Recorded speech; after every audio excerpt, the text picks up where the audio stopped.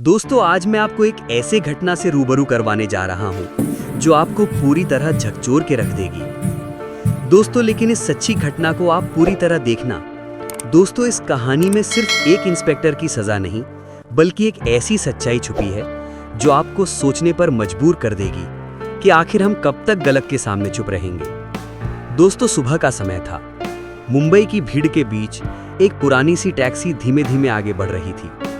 पीछे की सीट पर बैठी थी अदिति, एक शांत स्वभाव वाली लड़की जिसने आज साधारण लाल सलवार कमीज पहन रखी थी। सड़क के शोर, ट्रैफिक और हलचल के बावजूद उसके चेहरे पर एक अनोखी मुस्कान थी। उसे देखकर कोई भी नहीं सोच सकता था कि यह वही महिला है जिसकी पहचान पूरे विभाग में डर और सम्मान दोनों से होती थी। आज अदिति एक पुलिस अधिकारी नहीं, बल्कि एक बहन थी। वो अपने गांव में होने वाली अपनी छोटी बहन की सगाई में शामिल होने जा रही थी, पर उसे अंदाजा नहीं था कि ये छोटा सा सफर उसकी जिंदगी का रुख बदल देगा।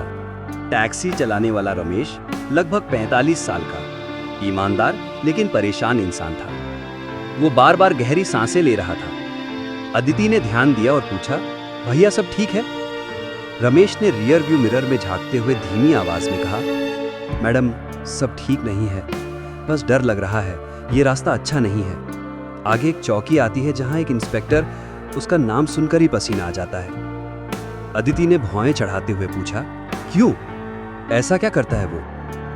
रमेश ने मन का डर खुलकर बताया, मैडम वो हम टैक्सी वालों से बिना किसी गलती के पैसे लेता है। कागज पूरे हो तो कहता है स्पीड ज्यादा थी, लाइट खराब थी या परमिट में कमी थी। अगर कोई बोल दे तो गाड़ी सीज कर देता है। गरीब आदमी क्या करे मैडम, आवाज उठाए तो दुख दर्द और बढ़ जाता है। अदिति ध्यान से सुनती रही। उसकी आंखों का तेज बदलने लगा था। तभी अचानक रमेश ने ब्रेक लगाया। आगे पुलिस बैरिकेड्स और कुछ अधिकारी खड़े थे।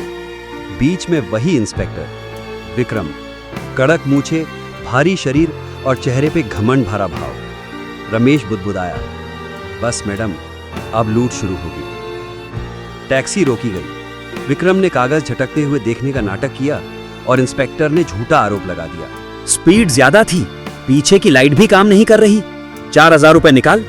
दोस्तों, कहानी को मिस मत करना, क्योंकि अब आप इस कहानी वो रूप देखेंगे जो आपकी अंदर पर खिला देगी। रमेश के हाथ कांप रहे थे। साहब सब ठीक है, पैसे नहीं हैं, घर में भी हालत खराब है। पर इंस्पेक्टर का दिल पत्थर का था। उसने रमेश को धक्का देकर गिरा दिया। अदिति अब तक शांत बैठी थी, पर अब वो बाहर आई और बोली, इंस्पेक्टर साहब कागज पूरे हैं, आपने झूठा आरोप लगाया है, ये गलत है। विक्रम ने आंखें तरी, तू कौन है, ज्यादा बोलती है, चल थाने। 2 कांस्टेबल आए और दोनों को थाने ले गए। रमेश डरा हुआ था, पर अदिति की आंखों में एक अलग ही शांति थी। थाने में इंस्पेक्टर ने पहले रमेश को बुलाया और उससे जबरन पैसे ले लिए। फिर अदिति की बारी आई। वो बोला, तुम भी 2000 रुपए दो और निकलो।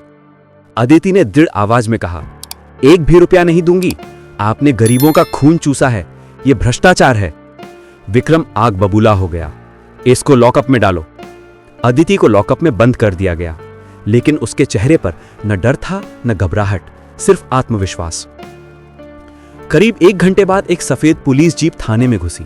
उतरे डीसीपी राजेश, जिले के सीनियर अधिकारी।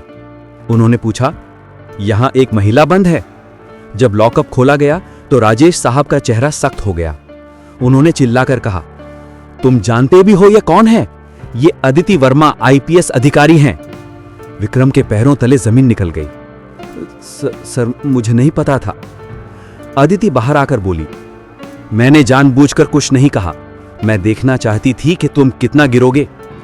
राजेश शर्मा ने तुरंत आदेश दिया, इंस्पेक्टर विक्रम को निलंबित किया जाता है, बैज बेल्ट जमा करो, इसके खिलाफ जांच शुरू करो। राठौर रोने लगा, गिड़गिड़ाने लगा, सर मेरे। अदिति ने सख्ती से कहा, जब तुमने रमेश जैसे लोगों से जबरदस्ती पैसे छीने तब तुम्हें बच्चे याद नहीं आए? पूरे थाने में खामोशी छा गई। कुछ ही दिनों में विक्रम की जांच पूरी हुई। उसके अकाउंट, रिश्वत के लेन देन, धमकियों और गलत चालानों के सबूत मिले। कोर्ट ने उसे 7 साल की सजा और भारी जुर्माना सुनाया। रमेश की गवाही ने केस को और मजबूत कर दिया। अदिति को best officer of the year का सम्मान मिला, लेकिन उसके लिए सबसे बड़ी जीत थी एक भ्रष्ट अधिकारी को उसकी असली जगह पहुंचाना और एक गरीब टैक्सी ड्राइवर की जिंदगी बचाना।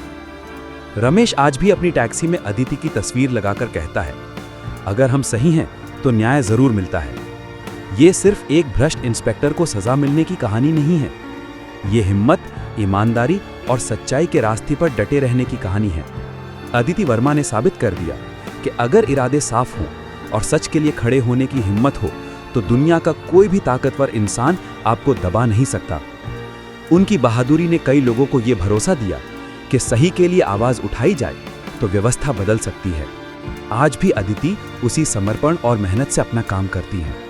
कई बार वो आम इंसान की तरह बिना पहचान बताए शहर में घूमती हैं ताकि उन्हें पता चल सके कि सिस्टम असल में कैसे काम कर रहा है।